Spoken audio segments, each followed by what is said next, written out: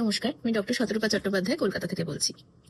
আমের সিজন শুরু হয়ে গেছে আর আমাদের কাছে প্রচুর প্রশ্ন আসে, এরকম পেশেন্টরা করেন যে আম কতটা খাবো, আম খাওয়া উচিত কিনা। বিশেষত যারা ডায়াবেটিক পেশেন্ট, হাই কোলেস্টেরল রয়েছে, ব্লাড প্রেশার রয়েছে, বা যারা যারা ডায়েট করছেন, তো তাদের মধ্যে একটা প্রচন্ড কনফিউশন থাকে যে আম খাবো কিনা, কতটা খাবো, খেলে আমার কোনো ওয়েট বাড়বে কিনা, সুগার বাড়বে কিনা, এই ধরনের নানা রকম প্রশ্ন থাকে এবং অনেক কনফিউশন রয়েছে মানুষের মধ্যে। তো আজকে আমি আমের গুণাবলীর কথা আগে বলবো। আম এমন একটা ফল যেটা মোটামুটি আমরা সবাই পছন্দ করি এবং ভরপুর ফাইবার রয়েছে এতে।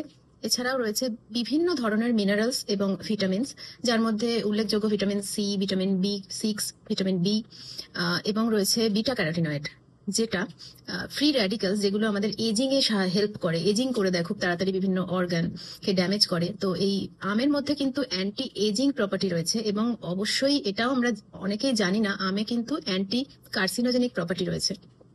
এছাড়াও আপনারা অনেকেই এখন গ্রিন টি পান করেন সারাদিনে বেশ কয়েকবার, তো যাতে হার্ট ভালো থাকে, আরো শরীরে নানা রকম উপকারে লাগে।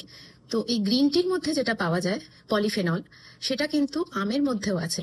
তো এই আমের সিজনে যদি গ্রিন টি একটু কম খেয়ে আপনি আম খান, তাহলে টেস্টও অনেক ভালো গ্রিন টির থেকে, আর আমটাও খাওয়া হলো।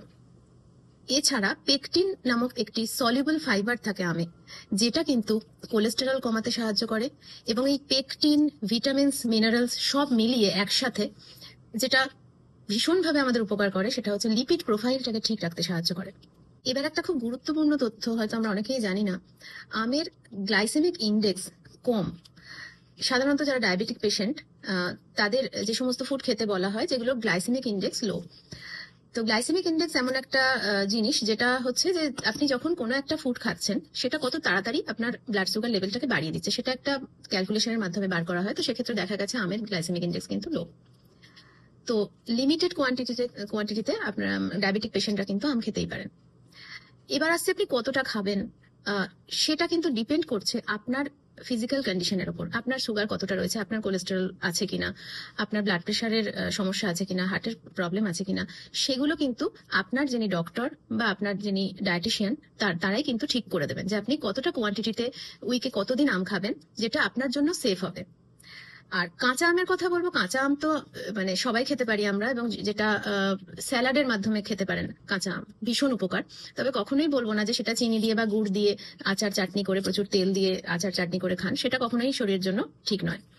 আর আরো একটা ইনফরমেশন আপনাদের দিই, সেটা হচ্ছে সাধারণত যারা নর্মাল, যাদের কোনো মানে শারীরিক অসুবিধে নেই, তারাও কিন্তু অতিরিক্ত আম খাবেন না, এবং খেলেও সেটা আম যখন খাবেন চেষ্টা করবেন মিড মর্নিং এ, মানে ব্রেকফাস্ট এবং লাঞ্চের মাঝামাঝি একটা সময় আপনি একটা আম খান। তাতে কিন্তু আপনার ওয়েট গেনও হবে না এবং যেটা শরীরের জন্য খুব উপকারী হবে। আরো একটা কথা বলি, ধরুন একজন ডায়াবেটিক পেশেন্ট, আমি বললাম আপনার জন্য আম আপনি একটা খেতে পারেন, মাঝারি সাইজের আম খেতে পারেন, কিন্তু আপনি যদি সেটা এক থালা ভাত খাওয়ার পরে একটা গোটা আম খেয়ে নিলেন, সেক্ষেত্রে কিন্তু আপনার সুগার বেড়ে যেতে পারে এবং ওয়েট গেনও হতে পারে। তো সেই জন্যই বলছি যে আপনার ফিজিক্যাল কন্ডিশন কি আছে সেটার উপর ডিপেন্ড করে কিন্তু আপনি কতটুকু আম খেতে পারবেন, আর দিনের কোন সময় খেলে আপনার জন্য সেটা সুটেবল হবে, এবং উইকে কদিন খাবেন, বা তার পরিমাণ কতটা হবে। তো অবশ্যই সেটা ডক্টরের পরামর্শ অনুযায়ী এবং একজন অভিজ্ঞ ডায়েটিশিয়ানের পরামর্শ অনুযায়ী খাবেন। আম খান, নিশ্চিন্তে খান, কিন্তু অবশ্যই ডক্টরের পরামর্শ অনুযায়ী। সবাই সুস্থ থাকবেন, ভালো থাকবেন। নমস্কার।